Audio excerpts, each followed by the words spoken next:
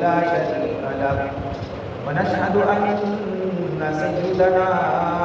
ومولانا محمدا عبده ورسوله أما بعد فأعوذ بالله من الشيطان الرجيم بسم الله الرحمن الرحيم قال الله تبارك وتعالى في الكلام المجيد والفرقان الحميد لن ينال الله لحومها ولا دماؤها ولكن يناله التقوى منكم فقال الله تبارك وتعالى في مقام آخر لن تنالوا البر حتى تنفقوا مما تحبون وقال تعالى في مقام آخر فصل لربك وانحر قال النبي صلى الله عليه وسلم إن الله لا ينظر إلى صوركم وأموالكم ولكن ينظر إلى قلوبكم وأعمالكم صدق الله العظيم وصدق رسوله النبي الكريم الأمين ونحن على ذلك لمن الشاهدين والشاكرين والحمد لله رب العالمين اللهم صل على سيدنا ومولانا محمد وعلى آل سيدنا ومولانا محمد وبارك وسلم عليه سبحان ربك رب العزة عما يصفون وسلام على المرسلين والحمد لله رب العالمين الله أكبر لا إله إلا الله والله أكبر ولله الحمد الله أكبر لا إله إلا الله والله أكبر ولله الحمد الله أكبر لا إله إلا الله والله أكبر ولله الحمد میرے انتہائی بات میں احترام قابل احترام بھائیوں دوستوں بزرگوں اللہ رب العزت نے پھر کرم فرمایا ہمیں زندگی میں ایک مرتبہ پھر عید الاضحیٰ کی خوشیاں عید الاضحیٰ کا دن نصیب فرمایا اللہ رب العزت نے اپنے فضل اور کرم کے ساتھ کروڑوں مسلمانوں کو یہ توفیق بخشی کہ وہ اس کے دیے ہوئے رزق میں سے اس کی راہ میں اس کی اجازت کے ساتھ اس کی رضا کے لیے اپنا مال اللہ کے راستے سے قربان کرتے ہیں یہ قربانی ہمیں سبق دیتی ہے کہ اے مسلمان تو ہر حال میں اللہ کے حکم کا پابند ہے حضرت عمر فاروق رضی اللہ تعالیٰ نے ایک دفعہ حجر اسود کو سلام کرنے لگے بوسہ لینے لگے تو پھر رک کر اسے مخاطب کر کے کہنے لگے کہ اے حجر اسود اگر تجھے میرے محبوب نے میرے محمد نے نہ چوما ہوتا اگر تجھے میرے محبوب نے میرے آقا نے نہ چوما ہوتا تو خدا کی قسم عمر بھی نہ چومتا تو یہ نقل کا نام ہے کہ نقل سے ہم نے دیکھا ہے اپنے بڑوں کو پھر بڑوں کو قرآن حدیث آقا جہاں صلی اللہ علیہ وسلم کے فرامین تو جو قربانی ہے یہ بھی اللہ رب العزت نے ہم جیسے گناہگار مسلمانوں کو بہت بڑا عمل عطا فرما دیا اس میں اس کے اجر سے نہ غریب محروم رہتا ہے نہ امیر محروم رہتا ہے اللہ تعالیٰ کسی نہ کسی درجے میں ہر ایک کو ثواب عطا فرماتے ہیں تو قربانی مخصوص جانور کی مخصوص دن میں اللہ تعالیٰ کے قرب کو حاصل کرنے کے لیے جو انسان قربانی کرتا ہے تو یہ عمل انسان کو اللہ کے قریب کر دیتا ہے صاحب نصاب آدمی ہے عقل مند ہے اور مسلمان ہے مقیم ہے ایسے لوگوں پر قربانی واجب ہوتی ہے حضرت سیدنا ابراہیم علیہ السلام کی ساری زندگی گواہی دیتی ہے کہ بھائی انہوں نے ہر حال میں اللہ کے حکم کو مانا ہے حالات تنگ تھے یا تنگ نہیں تھے ہر حال میں اللہ کا حکم مانا اور اسے یہ بھی فرما دیا قل ان صلاتی و نسکی و محیایا و مماتی للہ رب العالمین کہ بے شک ان صلاتی و نسکی میرا نماز پڑھنا میرا قربانی کرنا و محیایا و مماتی میرا زندہ رہنا میرا مرنا سب اللہ کے لیے ہے یعنی ہر حال میں انسان اللہ کے حکم کے تابع ہو جائے جب انسان اپنے آپ کو اللہ کے سپرد کر دیتا ہے تو اللہ رب العزت اس کے لیے کافی ہو جاتے ہیں۔ قرآن مجید میں ایک جگہ پر فرمایا الیس اللہ بکاف عبدہ، کیا اللہ اپنے بندے کے لیے کافی نہیں ہے؟ یعنی یہ سوالیہ انداز میں ایک بات سمجھائی ہے کہ اللہ ہی کافی ہے ہر بندے کے لیے، سارے کام اللہ کی ذات کرتی ہے۔ انسان کی مشکلوں میں حل اللہ فرماتے ہیں، انسان دکھوں میں پریشانیوں میں گھرا ہوا ہو تو اس کے لیے حل اللہ تعالیٰ اس کے لیے فرماتے ہیں، اور اس کی مشکلوں کو آسان کرنا، پریشانیوں کو دور کرنا، دکھوں کو ختم کرنا، بیماریوں کو ختم کرنا، یہ اللہ رب العزت کے اختیار میں ہے، انسان کے اختیار میں نہیں ہے۔ جو انسان علاج کرواتا ہے بیماری میں، علاج کروانا سنت ہے، لیکن بھروسہ اللہ کی ذات پر ہونا چاہیے، توکل اللہ کی ذات پر ہونا چاہیے کہ دوائی ایک سبب ہے، اس سبب کو اختیار کرنے سے اللہ رب العزت مجھے شفا عطا فرمائیں گے، یعنی شفا اللہ کی ذات عطا فرمائیں گے، لیکن ایک سبب میں نے اختیار کر لیا ہے چونکہ علاج کروانا بھی سنت ہے۔ تو اس لیے میرے محترم بھائیو دوستو بزرگوں، حضرت ابراہیم علیہ السلام کی پوری زندگی یہ گواہی دیتی ہے کہ انہوں نے اللہ کے حکم کے سامنے اپنے آپ کو جھکایا، اپنے آپ کو بچھایا، اپنے آپ کو بالکل یوں سمجھے کہ انسان کی اپنی کچھ ضروریات ہوتی ہیں، لیکن کبھی اللہ کے حکم کے سامنے انہوں نے ضروریات پیش نہیں کی۔ اللہ تعالیٰ نے انہیں جو ہے امتحان میں مبتلا فرمایا، لیکن اس کے بعد انعام بھی عطا فرمایا، اے ابراہیم ہم نے آپ کو لوگوں کے لیے امام بنا دیا ہے۔ کیوں؟ اس کے پیچھے بڑے امتحانات ہیں جن میں یہ کامیاب ہوئے، ان کے پیچھے ابراہیم علیہ السلام کی بڑی قربانیاں ہیں کہ جن میں انہوں نے بلا چون چرا اللہ کے حکم کے سامنے سرخم تسلیم ہو گئے۔ ساری قوم ایک طرف ہے، ابراہیم علیہ السلام، اور آپ جو ہے اللہ کی بات کرنے کے لیے آپ اکیلے ایک طرف کھڑے ہوئے ہیں،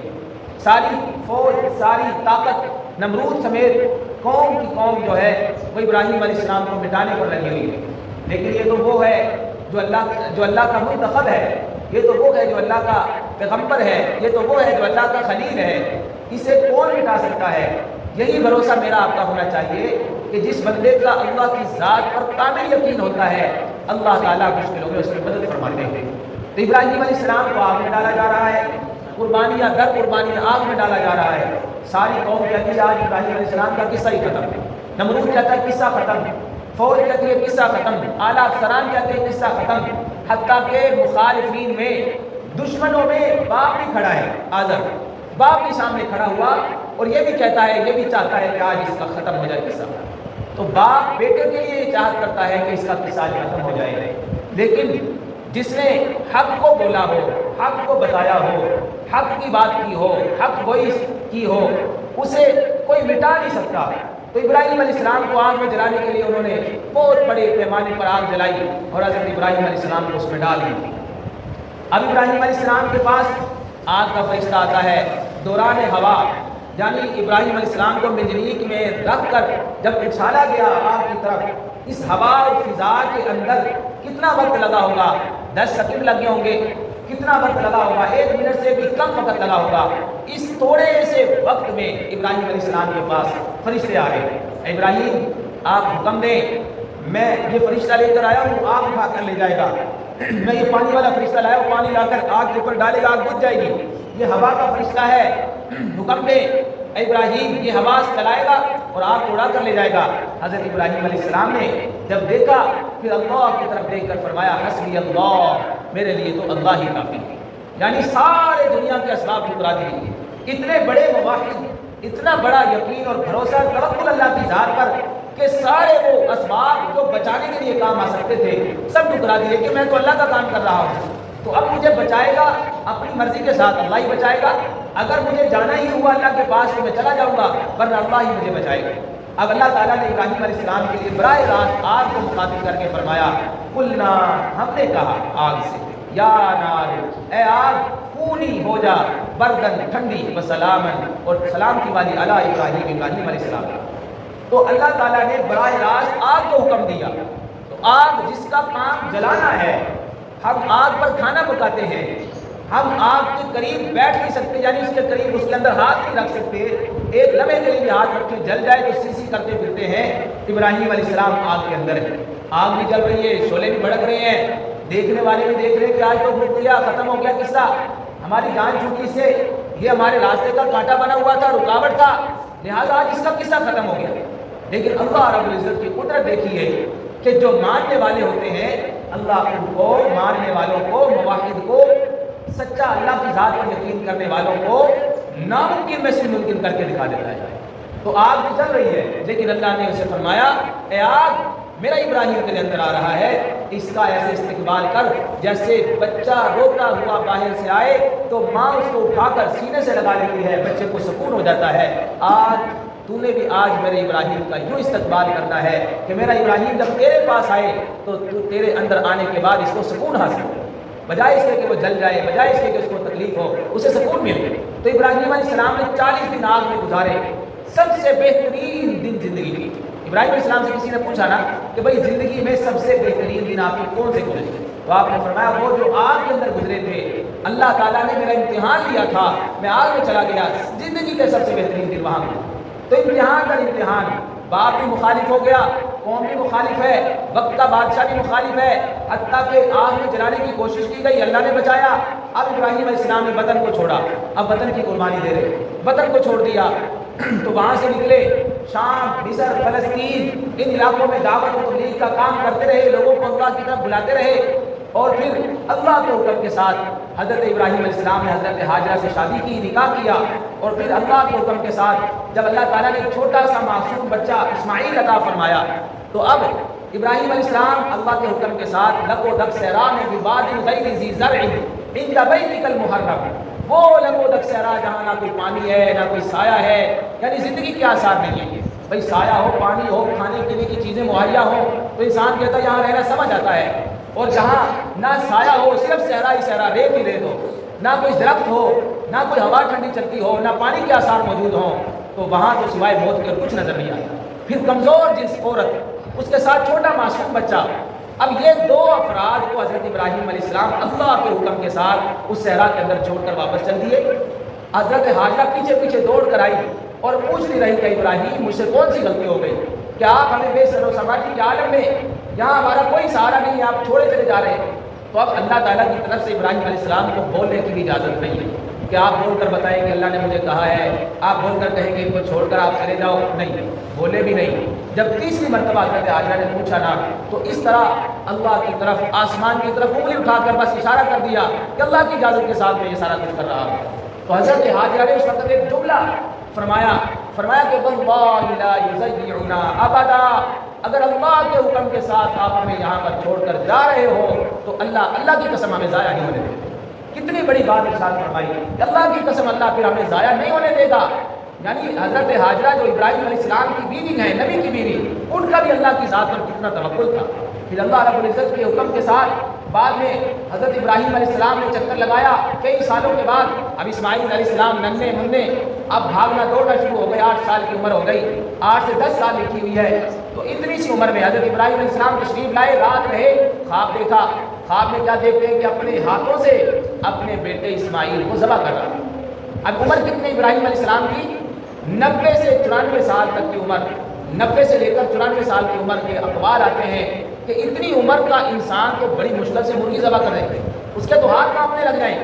اتنی عمر میں ابراہیم علیہ السلام کو خواب آ رہا ہے. اور دیکھیں بیٹا بھی ہے کہ اسماعیل علیہ السلام، زندگی کا ایک ہی سہارا جو اللہ سے مانگ کر لیا، ربی حب لی من الصالحین، اے اللہ مجھے بیٹا عطا فرما جو نیک ہو، فرما بردار ہو. اس لیے علماء فرماتے ہیں کہ اللہ سے جب اولاد مانگو تو نیک مانگو، صالح اولاد مانگو جو آپ کی نیک نامی کا ذریعہ بنے، دین کی خدمت کا ذریعہ بنے، وہ دین کو پھیلانے کا ذریعہ بنے.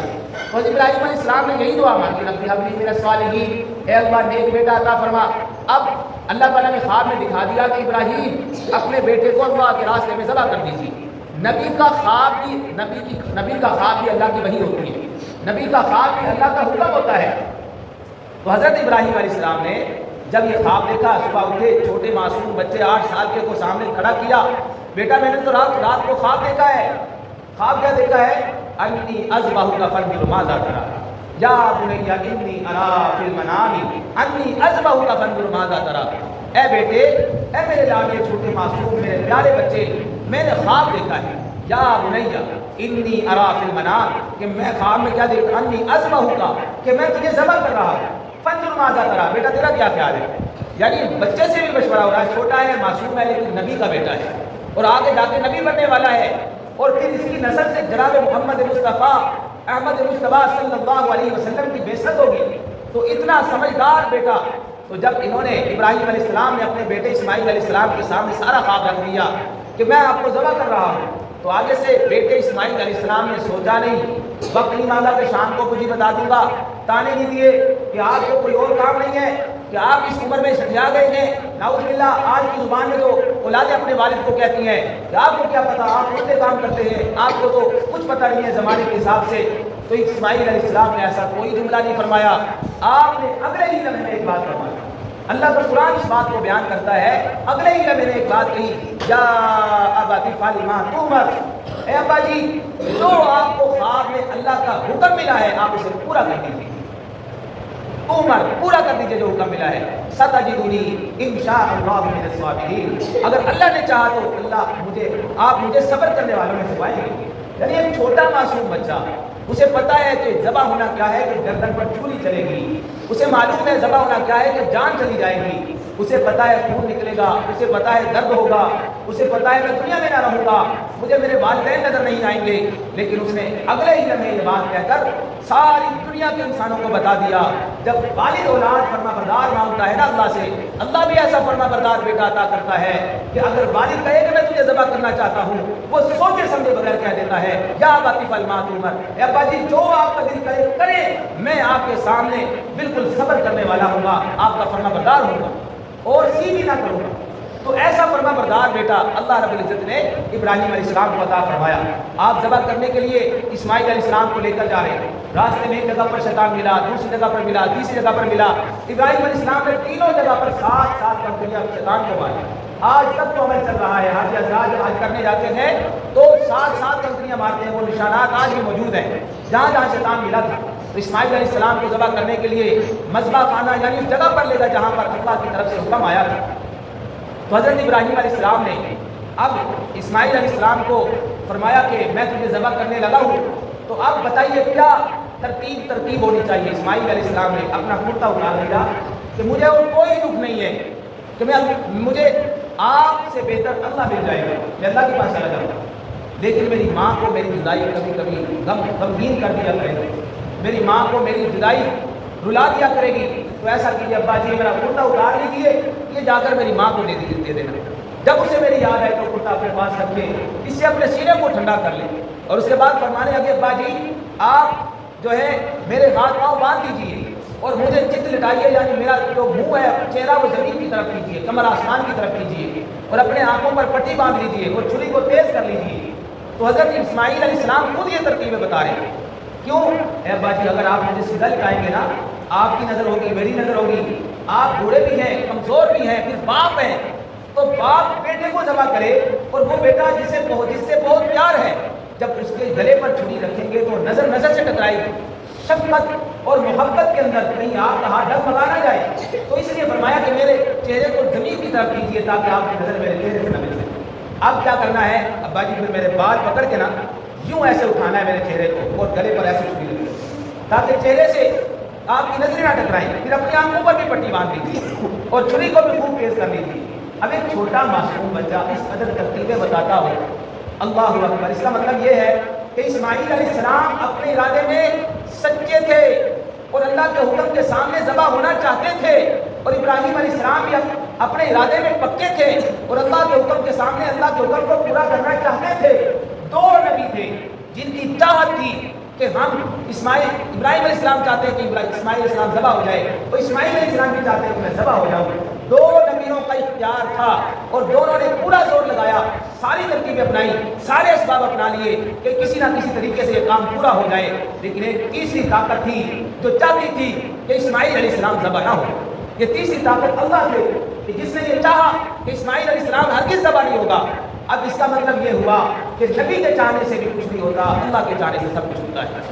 حضرت ابراہیم علیہ السلام کا کیا ارادہ سچا نہیں تھا ذبح کرنے میں؟ کیا اسماعیل علیہ السلام کا ارادہ سچا نہیں تھا ذبح ہونے میں؟ سب کچھ تھا، لیکن اللہ کی چاہت یہ تھی کہ وہ قربان نہ ہو۔ تو حضرت ابراہیم علیہ السلام نے قربان کرنے کے لیے چھری کو جب گلے پہ رکھا تو یوں پہلے آسمان کی طرف دیکھا اور دیکھ کر کہا اے اللہ، کیا تو مجھ سے ناراض ہو گیا ہے اس لیے کہ اسماعیل علیہ السلام کی محبت باپ کی جگہ دل میں جگہ پکڑ گئی ہے؟ یا اللہ ایسا ہرگز نہیں ہے، آپ کی محبت پھر بھی غالب ہے۔ ٹھیک ہے آپ نے مجھے 86 سال کی عمر میں بیٹا دیا، یہ فطری محبت ہوتی ہے بچوں کے ساتھ، اے اللہ اتنی محبت پھر بھی نہیں ہے کہ آپ کی محبت پر غالب آ جائے۔ ایسا نہیں ہو سکتا کہ میں اس کی محبت میں آپ کو بھول جاؤں، ایسا نہیں ہو سکتا۔ اے اللہ میں اگر کوئی اس بات پر راضی ہے کہ اسماعیل کو تیری راہ میں قربان کروں تو یا اللہ میں ذبح کر رہا ہوں، تیری راہ میں قربان کر رہا ہوں۔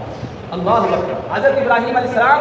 زور لگا رہے اور زور لگا رہے بار بار، لیکن چھری تو نشان تک نہیں ڈالتے گلے پہ۔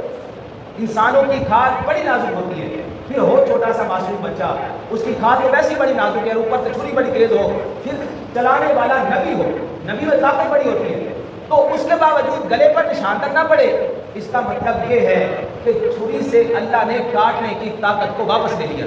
جیسے آگ سے اللہ نے جلانے کی طاقت کو واپس لے لیا۔ ابراہیم علیہ السلام کی باری کہ بھائی ان کو آگ میں ڈال دیا گیا لیکن جلے نہیں، اللہ نے آگ سے تاثیر کو ختم کر دیا کہ اے آگ تیرے اندر میرا ابراہیم آ رہا ہے، اس کو جلانے کی ہرگز اجازت نہیں ہے، اور ٹھنڈی ہو جا لیکن ٹھنڈی بھی اتنی نہ ہو کہ میرے ابراہیم کو سردی لگے، بس سلام علی ابراہیم، سلامتی والی ہو جا کہ اس کو سکون ملے۔ تو اسی طرح اسماعیل علیہ السلام کے گلے میں چھری ہے، ابراہیم علیہ السلام چلا رہے ہیں، تیز چھری ہے، طاقت کے ساتھ چلا رہے ہیں، لیکن وہ کاٹتی نہیں ہے۔ ابراہیم علیہ السلام نے چھری کو غصے کے ساتھ تھوڑی دیر ایسے پیچھے جھٹکا، پیچھے پھینکا، اب چھری سے آواز آئی، کہنے لگے کہ چھری تجھے کیا ہو گیا ہے، کیوں نہیں کاٹتی؟ اللہ نے چھری کو زبان دی تو چھری بولی اللہ کے حکم کے ساتھ۔ بھائی اللہ تعالیٰ بلوا سکتے ہیں جس کو جب چاہیں جیسے چاہیں۔ تو حضرت موسیٰ علیہ السلام کہ کپڑے پتھر لے کر بھاگ گیا، اب پتھر کی نہ ٹانگیں ہیں نہ اس کے اندر جو ہے حیات ہے ایسی، لیکن وہ پتھر موسیٰ علیہ السلام کے کپڑے لے کر، یہ طاقت اللہ جس کو چاہے جب چاہے دے سکتے ہیں۔ قیامت والے دن ہمارے اعضاء بولیں گے، ہاتھ بولیں گے، ہمارے پاؤں بولیں گے، اليوم نختم علی افواہہم، اس دن اللہ تعالیٰ فرماتے ہیں منہ پر نہ مور لگا دیں گے، منہ بند ہو جائیں گے، وتکلمنا ایدیہم وتشہد ارجلہم بما کانوا یکسبون، جو کچھ انہوں نے کیا ہوگا ان کے ہاتھ بول بول کر بتائیں گے، ان کے پاؤں بول بول کر بتائیں گے۔ ایک جگہ پر تو جلد کے بارے میں آیا ہاتھ بول کر بتائے گی، تو اس کا مطلب یہ ہوا کہ اللہ جب چاہے جس چیز کو چاہے زبان عطا فرما دے، تو لہٰذا اللہ رب العزت نے چھری کو زبان عطا فرمائی۔ اب چھری کہنے لگی اے ابراہیم تو ہے اللہ کا خلیل، تو ہے اللہ کا خلیل، وہ ہے رب جلیل، تو بھی اس کے حکم کے تابع، میں بھی اس کے حکم کے تابع۔ تو چاہتا ہے کہ چھری چل جائے، میں چل جاؤں، اس کا بدن کاٹ دوں، وہ رب جلیل چاہتا ہے کہ چھری نہ چلے، تو بھی اس کا حکم ماننے کو تیار، میں بھی اس کا حکم ماننے کو تیار۔ تو اللہ کا حکم مجھے یہ ہے کہ اسماعیل کے گلے کو کاٹنا تو دور کی بات، اس پر نشان نہیں ڈالنا، تو لہٰذا میں نہیں کاٹ سکتا۔ تو اب ابراہیم علیہ السلام جو ہے اسی دوران حضرت جبریل علیہ السلام جنت سے دمبا لے کر آئے اور وہ آگے کر دیا اور اسے حضرت ابراہیم علیہ السلام نے ذبح کیا اللہ کے حکم کے ساتھ۔ تو اللہ تعالیٰ فرماتے ہیں اب صدقت الرؤیا، اے ابراہیم تو نے تو خواب کو سچا کر دکھایا۔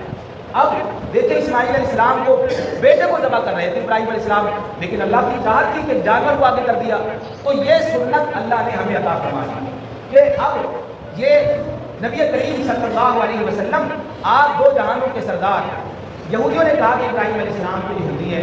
عیسائیوں نے کہا کہ ابراہیم علیہ السلام تو عیسائی ہیں۔ تو اللہ تعالیٰ نے فرمایا ما کان ابراہیم یہودیا ولا نصرانیا ولکن کان حنیفا مسلما،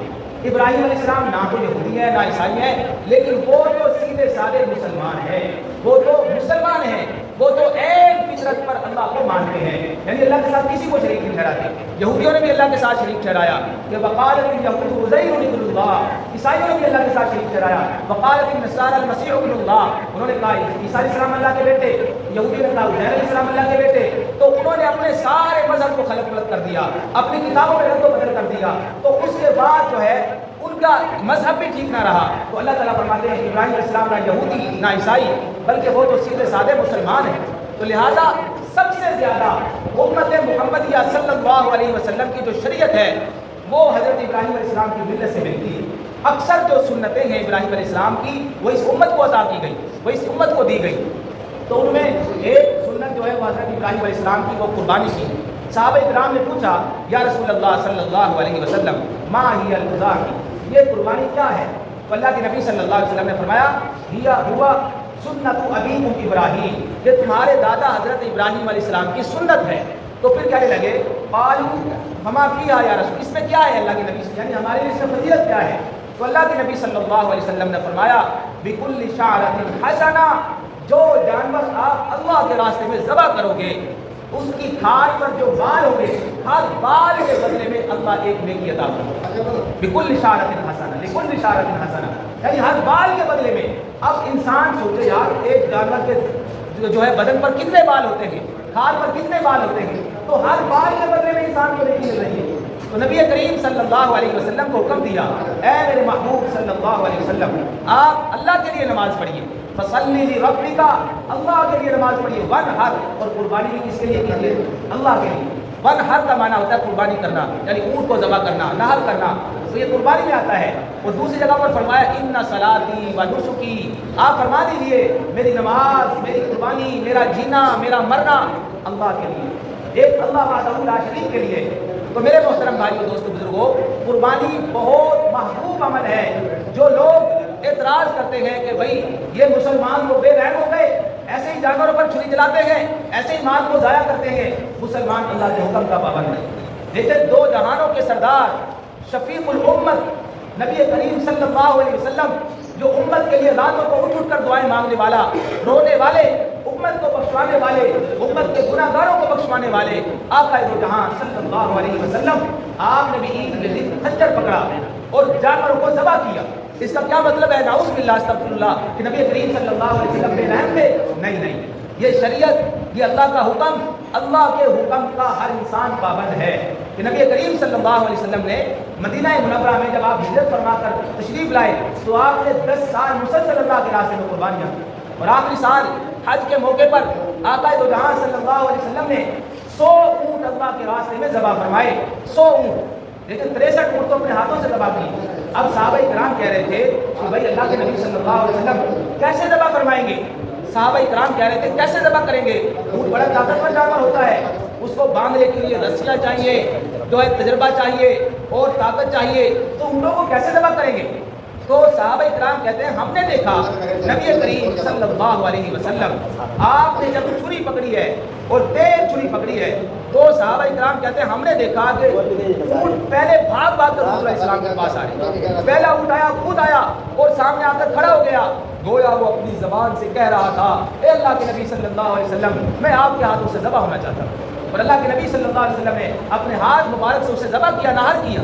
اس طرح آپ نے 63 اونٹوں کو اللہ کے راستے میں قربان کیا قربانی کے دن۔ تو گویا آپ کی عمر مبارک بھی 63 سال کی، تو ہر سال کے بدلے میں آپ نے قربانی کی، اور آپ 2 مہینے ہر سال ذبح فرمایا کرتے تھے۔ آپ فرماتے تھے ایک تو میری طرف سے ہے اور ایک میرے آنے والے ان غریب امتیوں کی طرف سے جن کے پاس مال نہیں ہوگا، وہ صاحب نصاب نہیں ہوں گے، دل ان کا کرتا ہوگا کہ اللہ ہمیں بھی مال دیتا، ہم بھی اللہ کے راستے میں کوئی قربان کرتے، دل ان کا بھی کرتا ہوگا کہ ہمیں بھی اللہ تعالیٰ نواز دے، ہم بھی کوئی بڑا جانور قربان کر کے لوگوں میں گوشت تقسیم کرتے، لیکن ان کے پاس اتنی ہمت نہ ہو۔ تو اللہ کے نبی صلی اللہ علیہ وسلم پوری امت کی طرف سے ایک مہینہ ذبح فرمایا کرتے تھے۔ اس لیے علماء فرماتے ہیں اگر اللہ نے کسی کو زیادہ ہمت دی ہو، طاقت دی ہو، صاحب حیثیت ہے، اپنے حصے کے بعد اگر اسے فرصت ہے تو نبی کریم صلی اللہ علیہ وسلم کی طرف سے بھی ایک حصہ کر دیا کرے کہ اللہ کے نبی صلی اللہ علیہ وسلم بہت بڑے محسن ہیں، ہمارے اوپر اتنے احسانات کر گئے کہ ہم جو ہے جتنے بھی گناہ کر رہے گئے وہ اللہ کو معلوم ہے، پہلی امتوں نے بھی یہی گناہ کیے تھے،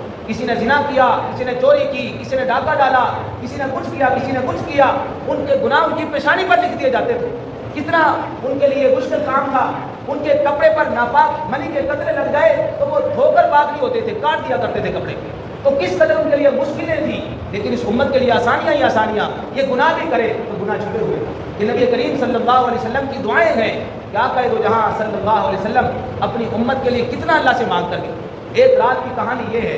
کہ حضرت اماں عائشہ صدیقہ رضی اللہ تعالیٰ عنہ فرماتی ہیں میں چارپائی پر بیٹھی ہوئی تھی، اللہ کے نبی صلی اللہ علیہ وسلم تشریف لائے گھر میں اور آ کر نے مجھے دعا دی، اے اللہ عائشہ کے سارے گناہوں کو معاف کر، دعا دی اللہ کے نبی صلی اللہ علیہ وسلم نے۔ حضرت عائشہ فرماتی ہیں میں اتنی خوش ہوئی اس دعا پر، اتنی خوش ہوئی کہ میں لوٹ پوٹ ہو کر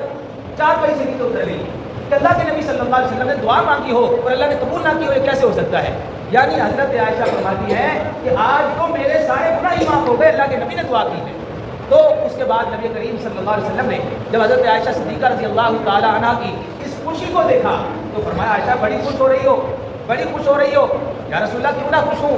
آپ دو جہانوں کے نبی، آپ اللہ کے محبوب، آپ بارگاہ الہی میں ہاتھ اٹھائیں، دعا مانگیں، دعا قبول نہ ہو، آپ نے میرے لیے دعا کی، اللہ نے ضرور میرے حق میں دعا کو قبول کیا ہوگا اور اللہ نے میرے گناہوں کو معاف کر دیا ہے۔ تو آپ صلی اللہ علیہ وسلم نے اس موقع پر ایک جملہ ارشاد فرمایا، قابل سماعت ہے جملہ. آپ نے فرمایا اے عائشہ بڑی خوش ہوئی تو تیرے لیے میں نے دعا کی اور تجھے خوشی ہوئی، سن میں ہر نماز کے بعد یہی دعا اپنی امت کے لیے بھی کرتا ہوں، ہر نماز کے بعد یہی دعا اپنی امت کے گناہ گاروں کے لیے بھی کرتا ہوں. آپ سوچئے کتنا بڑا احسان کر گئے، کتنا بڑا ہمارے اوپر احسان کر گئے وہ نبی صلی اللہ علیہ وسلم کہ ان کی دعاؤں کی بدولت آج ہم بچے ہوئے تھے. ورنہ پہلی امتیں کون ہو خاصی کوئی بندر بن گیا، کوئی خنزیر بن گیا اپنے گناہوں کی وجہ سے. میرے محترم بھائی دوستو، اس امت کی شکلیں نہیں تبدیل ہوئی، اللہ رب العزت نے وہی شکل رکھی ہے. کوئی صبح اٹھتا ہے چاہے ساری رات گناہ کر رہا ہے، اگرچہ اتنا برا عمل ہے کہ خدا کے غضب کو خرید رہا تھا، لیکن اس کے باوجود بھی اللہ رب العزت نے اس کی شکل کو چینج نہیں کی. تو میرے محترم بھائیو دوستو بزرگوں، یہ جو امت کو اللہ نے قربانی کا عمل دیا ہے یہ بہت کچھ ہمیں سکھاتا ہے کہ آج اللہ کا حکم آیا ہے کہ جانور قربان کرو، کل کو یہ بھی تو حکم ہوگا کہ جب حی علی الصلاۃ کی آواز آئے گی، حی علی الفلاح کی آواز آئے گی، تیرے کام بھی تیرے سامنے ہوں گے، تو ان کاموں میں مگن ہوگا، مصروف ہوگا. اب کاموں کو قربان کر کے اللہ کے گھر میں آنا ہوگا، یہ قربانی ہے. اور پھر یہ بھی دل کر رہا ہوگا کہ نفسانی خواہشات ابھرتی ہوں گی، یہ گناہ کر لوں، یہ گناہ کر لوں، چوری کر لوں، ڈاکہ مار لوں، حق کھا لوں کسی کا، ناجائز کام کر لوں. اب اللہ تعالیٰ کے حکم کے سامنے، کہ اللہ تعالیٰ کا حکم تو یہ ہے کہ نہ جھوٹ بولنا ہے، نہ گناہ کرنا ہے، نہ چوری کرنی ہے، نہ ڈاکہ ڈالنا ہے، ناجائز مال نہیں لینا، دھوکے کا مال نہیں لینا، کسی کے ساتھ برا نہیں کرنا. اللہ کا حکم تو یہ ہے اور نفس یہ کہتا ہے کہ یہ بھی کرو، یہ بھی کرو. اب اللہ کے حکم کے سامنے نفسانی خواہشات کو قربان کر دو، یا اللہ تیرے لیے میں نے یہ سب کچھ کیا ہے. تو حضرت ابراہیم علیہ السلام کی زندگی سے ہمیں یہ ملتا ہے کہ ہم اللہ کے لیے سب کچھ قربان کرنے کو تیار ہو جائیں. جبکہ حضرت ابراہیم علیہ السلام کو بیٹے کا حکم ہوا تو وہ بیٹے کو ذبح کرنے کو تیار ہو. تو میرے بھائیو دوستوں، دیکھو موت کا کسی کو پتہ نہیں ہے، آخری لمحے کا کسی کو پتہ نہیں ہے. وہ صحت کی حالت میں آ جائے، وہ بیماری کی حالت میں آ جائے، وہ کسی بھی حالت میں آ جائے، انسان کو معلوم نہیں ہے. یقین مانے ایسے ایسے لوگ جن کے بارے میں انسان سوچ بھی نہیں سکتا، باہر گیا اچانک سے اس کا ہاتھ ٹیپ ہو گیا، واپس آیا تو لاش ہی ہے. وہ گیا کسی کام سے، اللہ تعالیٰ سب کی حفاظت فرمائے، سڑک پر گیا، آیا کوئی ٹرک اڑا دیا اس کو پکڑ کے، اور اس کا اگر سانس بھی نہ آیا،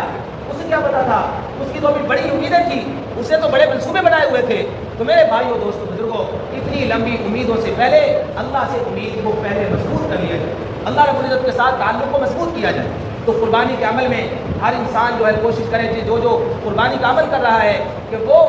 کوشش کرے آسانی کے ساتھ، اگر ہو سکے اور اسے کوئی کام نہ ہو تو وہ قربانی کے جانور کے پاس کھڑا ہو جائے اس وقت، اور اپنی نیت کی درستی اس وقت کرے کہ انی وجہت وجہی للذی فطر السماوات والارض حنیفا وما انا من المشرکین ان صلاتی ونسکی ومحیای ومماتی للہ رب العالمین لا شریک لہ وبذلک امرت وانا اول المسلمین. یہ الفاظ نہ آتے ہوں تو انسان اپنی زبان میں کیا لے، یا اللہ آپ کی رضا کے لیے ذبح کر رہا ہوں، یا اللہ کوئی دنیا میں دکھاوا نہیں ہے، کوئی گوشت کی نیت نہیں ہے، گوشت کی نیت نہیں کرنی، گوشت آپ کا ہی ہے، نیت آپ نے گوشت کی نہیں کرنی. نیت صرف اس وقت حاضر نیت یہی کرنی ہے کہ اللہ آپ کی رضا کے لیے، آپ کا دیا ہوا مال تھا، آپ ہی کا حکم تھا، آپ کی رضا کے لیے قربان کر رہا. تو میرے محترم بھائیو دوستو بزرگوں، حدیث پاک میں آتا ہے کہ جب قربانی کا جانور ذبح ہوتا ہے، اس کے گلے پر چھری رکھ کر ذبح کرنے والا ذبح کر رہا ہے تو اس کے خون کا پہلا قطرہ زمین پر ابھی گرتا ہے، اللہ کے ہاں وہ مقبولیت کا درجہ پا جاتا ہے. اور ایک حدیث میں فرمایا قربانی کرنے والا جب قربانی کرتا ہے نا تو ادھر قربانی کرتا ہے، ادھر قربانی کر رہا ہے، ادھر اللہ رب العزت اس کے سارے گناہوں کو معاف فرما دیتا ہے. ایک حدیث میں آیا کہ قربانی کرنے والا قربانی کرتا ہے، قیامت والے دن یہ قربانی کا جانور تولا جائے گا، اللہ رب العزت اس کے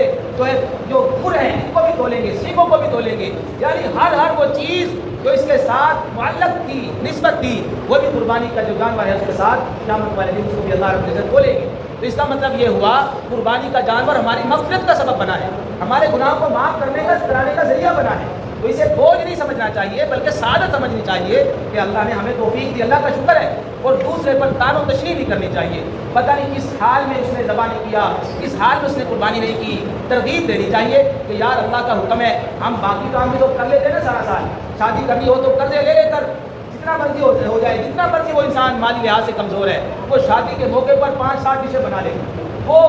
کتنے لوگوں کو دعوت دے دے گا. لیکن سال بعد ایک اللہ کا حکم آتا ہے کہ یار اللہ کے راستے میں قربانی کرنی ہے، تو اس کے لیے پھر ہمارے ذہنوں میں بار بار پتہ نہیں کتنے بہانے آتے ہیں، پتہ نہیں ابھی حالات ٹھیک نہیں ہے، ابھی یہ ہو گیا، ابھی وہ ہو گیا، ہم یعنی اس وقت سارے تقاضے سامنے لے آتے ہیں. تو میرے بھائیوں دوستوں بزرگوں، ہمارا جذبہ یہ ہو کہ ہم اللہ کے راستے میں قربان کرنے کے لیے اپنی ہر چیز کو تیار رکھیں، جیسے جیسے جو حکم آ جائے۔ بھائی موقع ملتا ہے سال کے بعد تو انسان کیوں پیچھے رہے؟ تو مومنوں کی صفات یہ بیان کی گئی نا، فاستبقوا الخیرات، وہ تو نیکی کے کاموں میں آگے بڑھ کر حصہ لیتے ہیں۔ تو میرے محترم بھائیو دوستوں بزرگوں، یہ قربانی کا عمل، اس کے بعد پھر گوشت ہوتا ہے، گوشت کی تقسیم جو ہے اسے وزن کر کے جو ہے تقسیم کیا جائے، وزن کیا جائے، آج کل پچو سے اس کو تقسیم نہ کیا جائے کہ بس یہ اتنا ہو گیا، یہ اتنا ڈھیر ہو گیا، نہیں، برابر برابر، ایک روٹی کا بھی ایک دوسرے کو زیادتی کا معاملہ نہ ہو، اس میں معاملہ خراب ہوگا، گنہگار ہوگا۔ اور اسی طرح ذبح کرنے والا اپنی نیت کو یہ درست رکھے کہ یار میں گوشت کی نیت نہیں کر رہا، اللہ کی رضا کی نیت کر رہا ہوں، کہیں کسی کی قربانی خراب نہ کر دے، دوسروں ایک کی نیت خراب ہے تو سب کی قربانی خراب ہے۔ اسی طرح حرام آمدنی والا اس کو اپنے ساتھ ہرگز نہ ملائے کہ بھائی اس کی وجہ سے باقی 6 کی قربانی خراب ہو جائے۔ اسی طرح کوشش کرے صحیح العقیدہ بندے کو جو ہے قربانی کے حصوں میں شامل کرے، وہ سچا موحد ہو، وہ صحیح عقیدہ رکھنے والا ہو، اس کو شامل کرے۔ تو قربانی کے صحیح ہونے کے لیے چند شرائط یہی ہے کہ وہ مسلمان ہو، عاقل ہو، بالغ ہو، صاحب نصاب ہو، صحیح العقیدہ ہو، اور جو ذبح کر رہا ہے ذبح کرنے والا بھی کوشش کرے کہ چھری کو پہلے صحیح تیز کر لے، اس کے بعد جانور کو لٹائے، کہ چھری تیز ہے اور مطمئن ہے کہ چھری جب رکھی جائے گی تو دیر نہیں لگائے گی، اس کے بعد جانور کو لٹائے، اور قبلہ رخ اس کو لٹا کر جو ہے اس کی گردن قبلے کی طرف ہو، اور اس کے بعد پھر جو ہے قربانی کرنے والوں سے اجازت لے لے کہ بھائی آپ کی طرف سے اجازت ہے، تو وہ کہتے ہیں اجازت ہے تو قربان کریں، پھر اونچی آواز کے ساتھ تکبیر پڑھے تاکہ سب کی تکبیریں جو ہے حاضر ہو جائے، اور اس کے ساتھ ساتھ 4 لگے کٹے، اس کے ساتھ ساتھ 4 لگے کٹے کہ 2 خون کی نالیاں، ایک خوراک کی اور ایک سانس کی، اس کے بعد رہ جاتی ہے وہ ہڈی کے اندر جو حرام مغز ہے، اس کے اندر وہ جو عام طور پر کسائی ہے وہ چھری کی نوک لگا لگا کر جلدی جلدی اس کو ٹھنڈا کرنے کی کوشش کرتے ہیں، یہ ہرگز نہ کرو، اگر کوئی کرتا ہے تو اس کو منع کر دے، بھائی آپ خود جو ہے تسلی کے ساتھ اس جانور کو ٹھنڈا ہونے دے، کوئی بات نہیں، جتنا خون 4 لگوں پہ کٹنے کے بعد نکل جائے گا جانور کا گوشت اچھا رہے گا، بیماریوں سے پاک رہے گا، آپ جتنا مرضی کھائیں انشاءاللہ بیماری نہیں لگے گی۔ لیکن یہ جو جلدی کے اندر جو ہے کیا کرتے ہیں اس کا وہ جو ہے اس کو کاٹ دیتے ہیں، کیا کہتے ہیں مندرا، اس کو توڑ دیتے ہیں فٹافٹ، اس کی وجہ سے جانور کو انتہائی زیادہ تکلیف ہوتی ہے، وہ چند لمحوں میں تڑپ تڑپ کر جو ہے ختم ہو جاتا ہے۔ تو کوشش کی جائے کہ جو عمل ہے جیسے جیسے ہے اس طرح کیا جائے تاکہ پورا اجر ملے۔ پھر بات رہ جاتی ہے کھال کی، جو لوگ مستحق ہیں، مدارس ہیں، ان تک پہنچائی جائے، ان کو کال کر دی جائے، ان کو اطلاع دی جائے کہ جو ہے یہ کھال جو ہے آپ اپنی امانت لے جائیے، تو سال میں 1 مرتبہ ان کا چلو اس معاملے میں اس سطح پر ہم تعاون کر سکتے ہیں۔ بھائی کھال جو ہے اگر جس نے قربانی کی ہے وہ بیچ بھی دے گا نا کھال، تو اس کے پیسے بھی خود نہیں کھا سکتا، اس کے پیسے بھی اسے صدقہ کرنے پڑیں گے، کسی کو دینے پڑیں گے۔ ہاں تو بذات خود جو کھال ہے نا، ذبح کرنے والا کھال کا مسلہ بنا لے، کچھ بھی بنا لے، خود کوئی چیز بنا لے تو اور چیز ہے، وہ خود اس طرح استعمال کر سکتا ہے، ورنہ نہیں، ورنہ کوئی مدارس کو دے دے کہ چلو ان کا 2-4 ہزار کا فائدہ ہو جائے گا، سال بعد اس طرح کوئی تعاون شکل میں ہو جائے گا، وہ مسافر بچے جو سارا سال قرآن پڑھتے ہیں ان کو اس انداز میں فائدہ ہو جائے گا۔ تو میرے محترم بھائی دوستوں بزرگوں، اس کے بعد گوشت کی تقسیم کی بات آ جاتی ہے، تو اس میں کوشش کی جائے کہ گوشت کے 3 حصے کر لیے جائیں، یعنی جس کو اپنا حصہ مل گیا ہے وہ گھر میں لے آیا ہے، اس کے 3 حصے کر لیے جائے، ایک حصہ اپنے گھر میں، ایک رشتہ داروں میں، ایک محلے کے غریبوں میں۔ تو اگر کسی کا خاندان بڑا ہے، اتنا بڑا ہے کہ سال بھر بیچارے خود نہیں کھا سکتے، اب قربانی کا موقع آیا، حصہ لیا، خاندان بڑا ہے تو خود ہی کھائے، سارے ہی خود کھائے، یہ علماء نے اجازت دی ہے کہ اتنا بڑا خاندان ہے، سال بھر عام طور پر ان کو گوشت نہیں ملتا ہے، تو اگر اس بہانے سے ان کو گوشت ملا ہے تو خود ہی سارا کھائے، لیکن پھر بھی یہ مستحسن عمل ہے کہ وہ جو ہے تقسیم والا عمل ضرور کرے۔ اللہ رب العزت ہم سب کو قربانی والے عمل کو صحیح صحیح معنوں میں ٹھیک کرنے کی توفیق عطا فرمائے۔ جو حضرات، جو مسلمان کروڑوں کی تعداد میں آج اللہ کے راستے میں قربانی کر رہے ہیں، اللہ رب العزت اس عمل کو سب کی طرف سے قبول و منظور فرمائے۔ باقی دعوانا الحمدللہ۔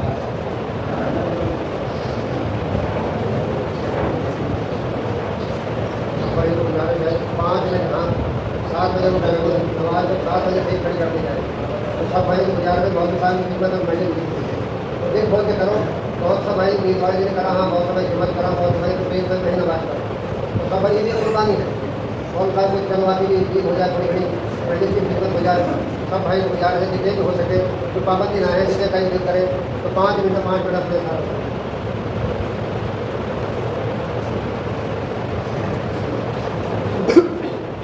تکبیرات پڑھتے رہے۔ اللہ اکبر، اللہ اکبر، لا الہ الا اللہ، اللہ اکبر، اللہ اکبر، لا الہ اللہ اکبر، اللہ اکبر، لا الہ الا اللہ، اللہ اکبر، اللہ اکبر، لا الہ الا اللہ، اللہ اکبر، اچھی بات ہے، اللہ اکبر، اللہ اللہ اللہ اکبر وللہ الحمد اللہ اکبر لا الہ الا اللہ واللہ اکبر وللہ الحمد اللہ اکبر لا الہ الا اللہ واللہ